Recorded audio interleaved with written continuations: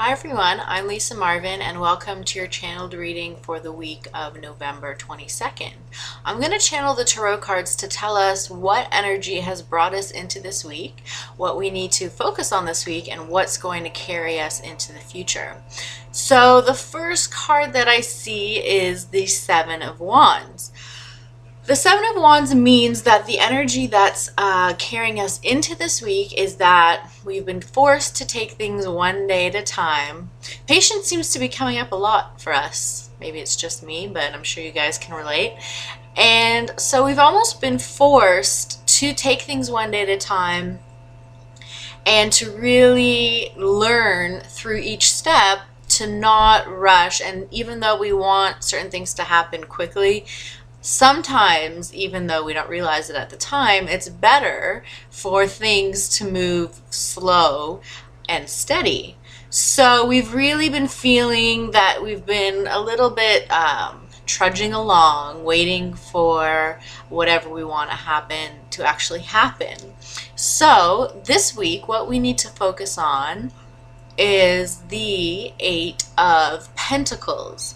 I believe we saw this card last week, actually. The Eight of Pentacles is traditionally known as the mastering your craft card, but what it really is about mastering your life.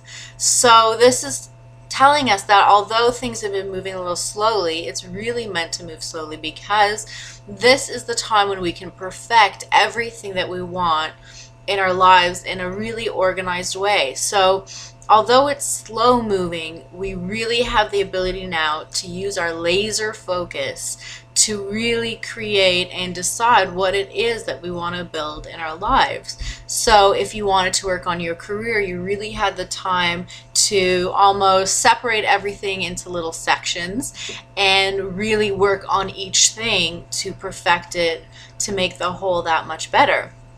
And the same thing with relationships or even with yourself. So what it's telling us is that it's still time to move slow, and we have to really start to appreciate that things are always happening. And I've said this so many times, but things are always happening at the perfect time.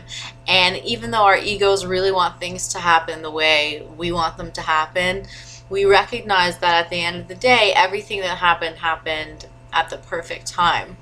The energy that's going to carry us into the future, I see, is the Queen of Cups. That's a really lovely card, and it's a very different energy than what we're talking about.